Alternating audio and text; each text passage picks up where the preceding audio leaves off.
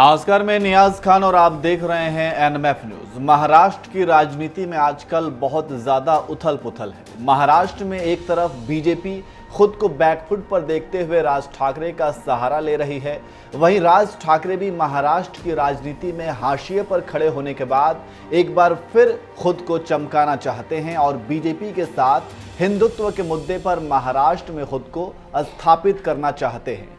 वहीं शिवसेना खुद को हिंदुत्व की हिमायती मानता है, तो दूसरी तरफ मनसे और बीजेपी मिलकर शिवसेना को हिंदू विरोधी पार्टी बताने में जुटी है। वहीं इसके अलावा रांकपा है तो खुद को सेकुलर पार्टी का चोला पहने रहना चाहती है। कुल मिलाकर महाराष्ट्र में आगामी विधानसभा चुनाव के लिए सभी पार्टियां अभी से अपना बेस तैयार करने में जुट गई हैं। इसी बीच महाराष्ट्र में राज्यसभा चुनाव होने हैं और बीजेपी ने महाराष्ट्र से राज्यसभा चुनाव के लिए तीसरे उम्मीदवार को खड़ा कर दिया है।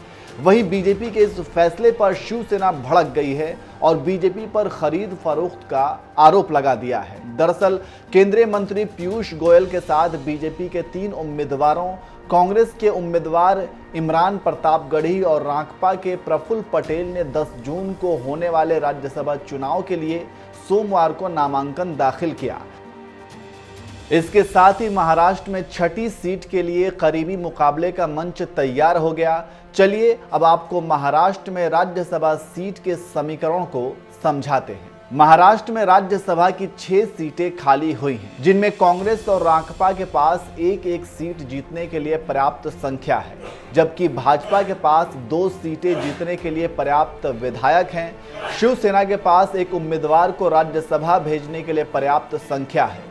हालांकि उसे अपने दूसरे उम्मीदवार का चुनाव सुनिश्चित करने के लिए अपने सहयोगियों और दूसरे निर्दलीय उम्मीदवारों से 30 और वोटों की आवश्यकता है। दरअसल बीजेपी अपने बूते 2 सीट जीत सकती है। कांग्रेस, शिवसेना और राष्ट्रवादी कांग्रेस पार्टी एक सीट अपने बूते जीत सकती है। साथ ही महाविकास आघाड़ी में शामिल तीनों दलों के पास एक अन्य सीट जीतने के लिए अतिरिक्त वोट होंगे। शिवसेना अपनी दूसरी सीट जीतने के लिए इन्हीं वोटों पर निर्भर है। वहीं बीजेपी ने अब अपने तीसरे उम्मीदवार को मैदान में उतारकर चुनाव को दिलचस्प बना दिया है। राज्य में अब 6 राज्यसभा सीटें हैं और उम्मीदवार 7 हो गए हैं। वहीं बीजेपी के इस फैसले से शिवसेना बौखला गई है और खरीद फरोख्त का आरोप लगा दिया है। शिवसेना के संजय राउत, जो पवार के साथ राज्यसभा सीट के उम्मीदवार हैं, उन्होंने कहा वे खरीद फरोख्त करने की कोशिश कर रहे हैं। उनके लिए अपना तीसरा उम्मीदवार खड़ा करना एक चाल थी। हमारी सरकार इस चुनाव पर कड़ी नजर रखे हुए है। वहीं कांग्रेस की महाराष्ट्र इकाई के प्रमुख नाना पटोले ने कहा कि आंकड़े एमवीए के पक्ष में हैं और इसके सभी उम्मीदवार जीतेंगे।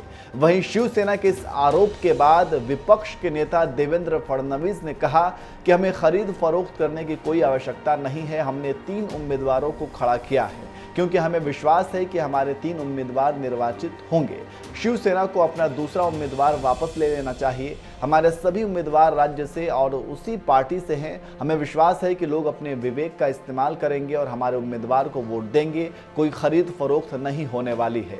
तो इस तरह से फिलहाल महाराष्ट्र में सत्ता पक्ष और विपक्ष के बीच कोल्ड वॉर छिड़ा हुआ है। अब देखना यह होगा कि राज्यसभा चुनाव में सीट किसके पक्ष में जाता है। आपको क्या लगता है? आप भी अपनी राय हमें कमेंट कर बता सकते हैं।